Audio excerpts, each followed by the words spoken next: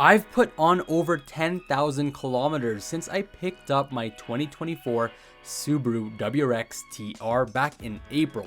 And in this video, I want to give you guys my ownership review of the car, where I'll talk about some of the pros and cons of daily driving a new WRX in the TR trim level. Before we get into it, I'm Sep, a car enthusiast making videos for other enthusiasts like yourselves. So feel free to subscribe to get your weekly dose of YouTube car content. Let's start off with what powers the WRX. Under the hood is the turbocharged FA24, and this engine is fairly different from what Subaru has offered in the past. Rated at 271 horsepower and 258 pound-feet of torque, the numbers don't seem that great, but the way the stock tune is from the factory is pretty good. You hit peak torque around 2000 RPM, giving you a lot of low-end grunt, but the torque doesn't drop off through the rev range. It holds it up until redline, which makes the driving experience really dynamic.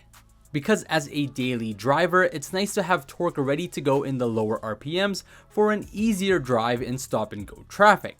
On the other hand, if you're on the back roads on a spirited drive, revving out the engine is just as rewarding, as there are no torque or power dips. Subaru nailed down the stock tune from the factory for this car. The power comes on very linearly and is buttery smooth, something I really appreciate on my daily commutes. But this engine isn't perfect. There are some things I'm not a huge fan of as well. Firstly, the 6,000 RPM redline. When you're driving hard, you get to that limit quick, and although it does keep you engaged by constantly having to shift, I wish Subaru was able to squeeze out a higher redline for this car.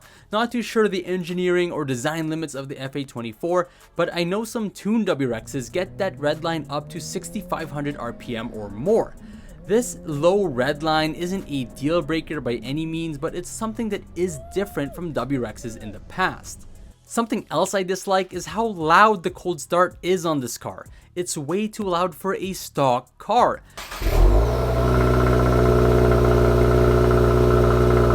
It's misleading because it sounds like an aftermarket exhaust on cold start, but as it warms up and you go for a drive, there's very little exhaust noise.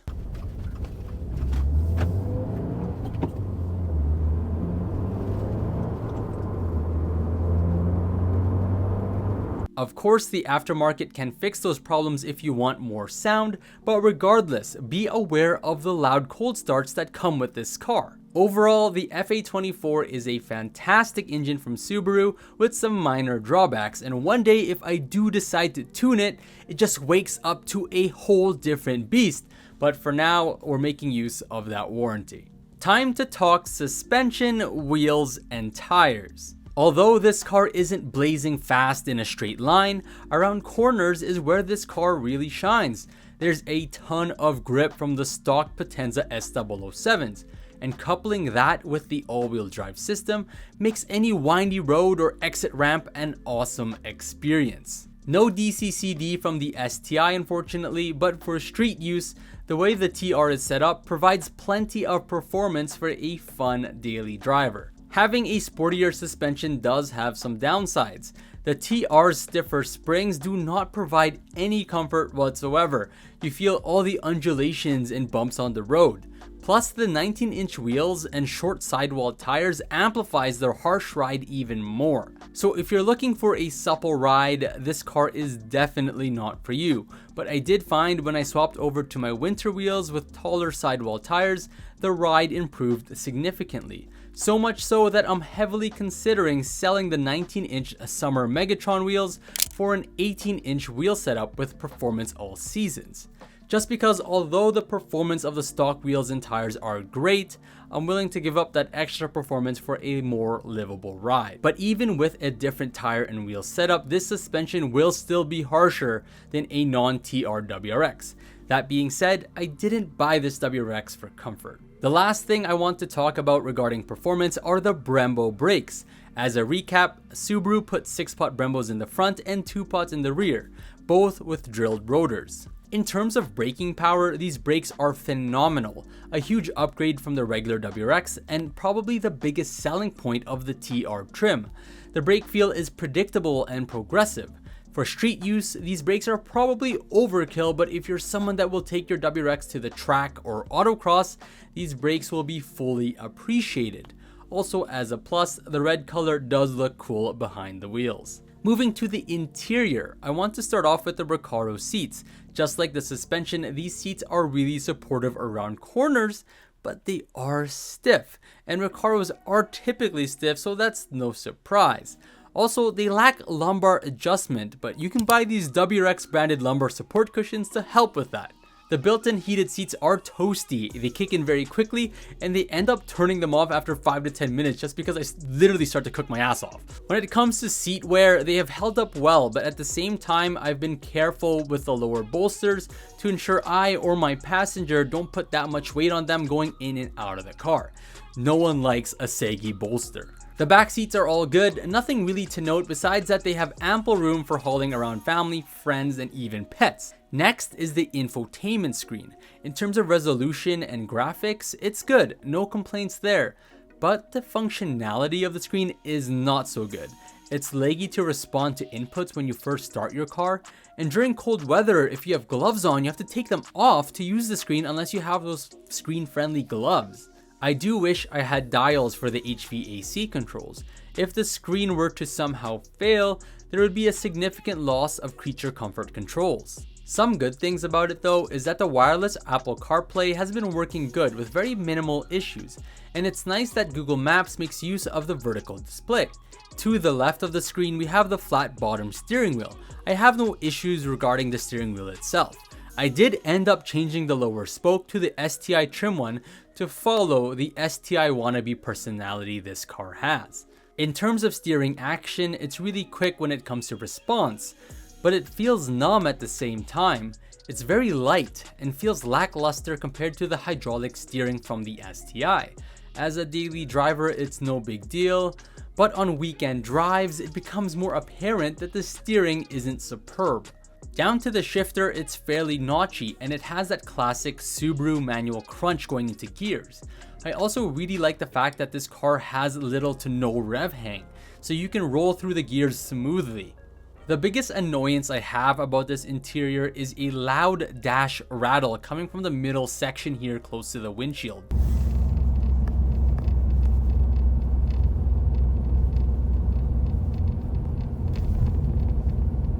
I know the WRX is not a luxury car, but the interior making rattling noises is unacceptable for a 7-month-old vehicle.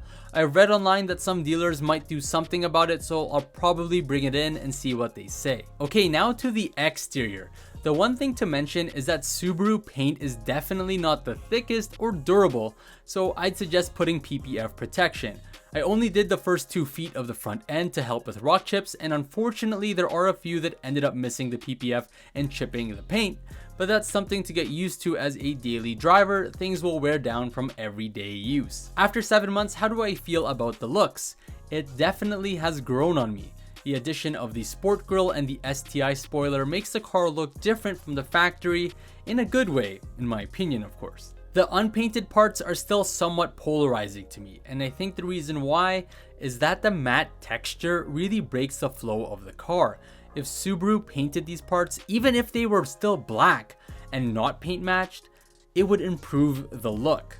Also, as a fun fact, Subaru did actually paint these parts in the concept cars with the fenders in gloss black, and no one had an issue with them like that. Now, one YouTuber that I want to take inspiration from is Joey Minolto, where instead of putting the paint match fenders, he put gloss black ones, which I think looks really sharp. To me, installing paint match fenders at stock height causes the wheel gap to stand out more.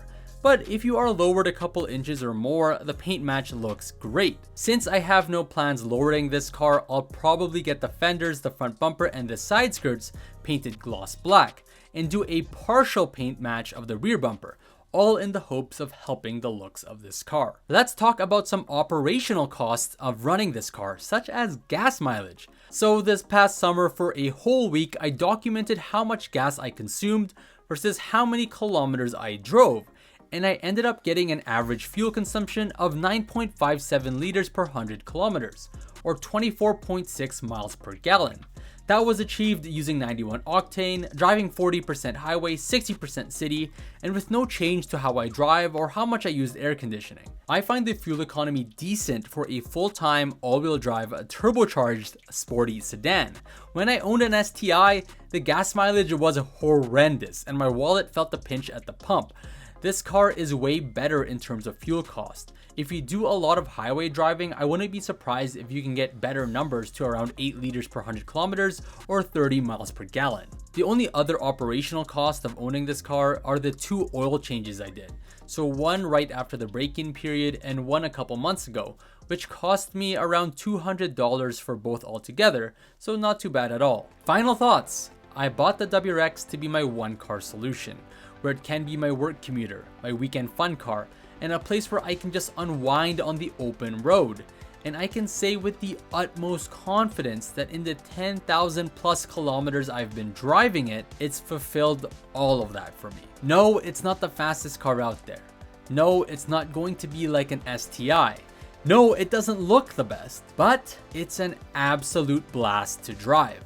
And that is what sold me about this car. The way it drives, the manual transmission, the FA24 under the hood, the way it eats up corners like it's nothing.